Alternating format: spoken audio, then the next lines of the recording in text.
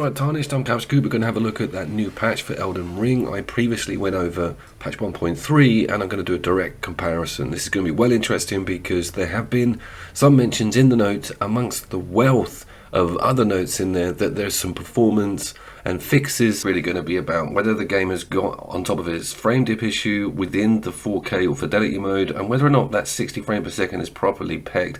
There's only a small mention of some performance improvement fixes, so let's also acknowledge the massive amount of balance changes that have been put into some of the endgame weapons and all that PvP material. I have actually seen some content go past that say some of these fixes have OP'd some weapons and tipped over the balance on some of the PvP online aspects. That's something I don't have any massive experience with yet, but the performance is something we definitely can look at.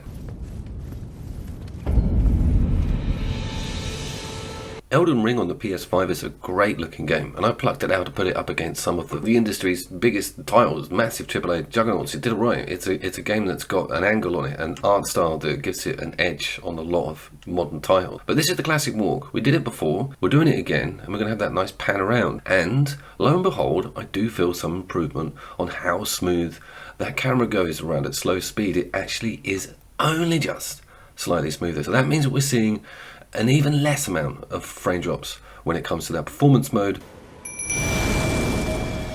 But that's just hanging around the open world map. Things go a bit different when you come across a boss or if you get to a populated encampment. But the good news is it's barely noticeable how badly those frames adjust when it comes to the performance mode. It wasn't something that was really worth complaining about in the first place, but it's interesting to do a direct comparison to see whether any of that's been tweaked with 1.04.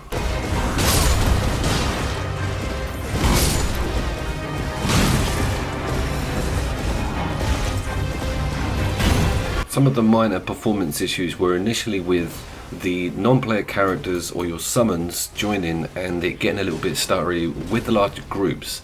Now this was tested and I'm pleased to say that there is nothing wrong with this boss fight anymore, and having a massive population of summons on screen does not affect anything remotely. This section is also like a triple whammy because it's out in the open. There's an NPC over yonder not far. You've got a building that's got to be loaded in, and there's loads of trees and furniture, and there's some of those sheep around. It really does test a lot of things, and we're going to test a lot of enemies on screen in a second as well, because that's also where I felt the game was a little bit strange with some of its modes. But this pristine, absolutely happy. The game is awesome still, always was, but it's just that 2 or 3 frames better now.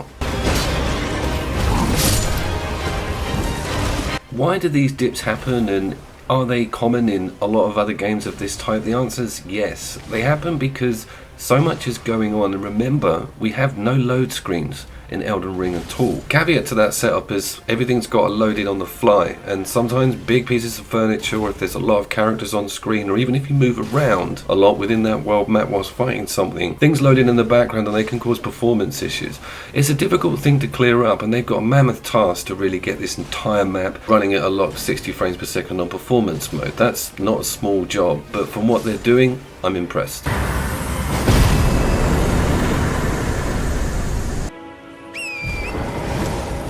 Let's talk torrent. I love this yak. And performance issues with the pop-in and some of the riding around at high speed. You would see this on just about every open world game on the market, but it was quite a bad offender, Elden Ring, in its early days. This was improved with 1.03, and we don't see really much to worry about when it comes to material popping in or chunks of grass not loading in with detail. It's fine. This has always been okay, and it doesn't really prove to be a massive problem going forward.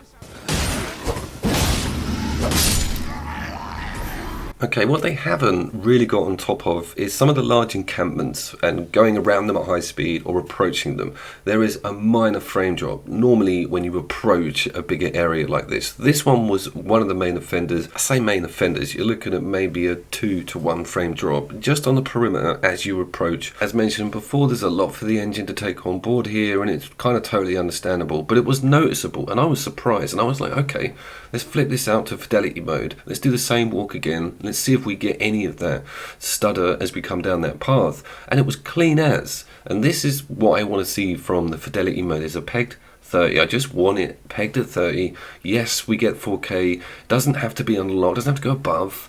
No Man's Sky puts a system in where it just unlocks the frame rate so that it can go above and below, and it gives it that freedom to then add that detail when the frames dip lower.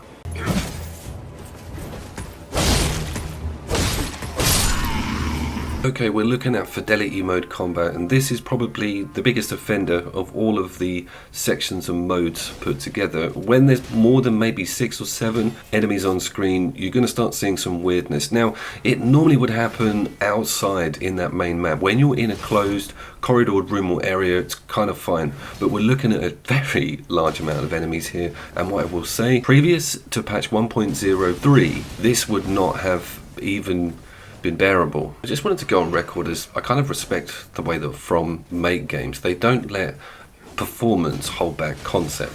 Blighttown's a great idea of that. I'd rather a developer or creative designers came up with these amazing ideas and then didn't hem them in because the machine's performance wasn't going to cater for it perfectly.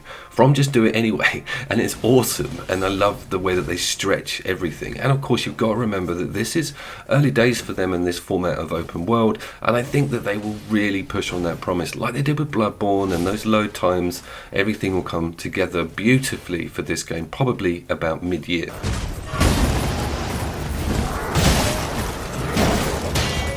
This is combat on performance mode. They're kind of both identical, and I'm so happy with it. Just see me wailing away with the wolves, and everything's just amazing. I've been Couch Coop. I'll see you at the next patch.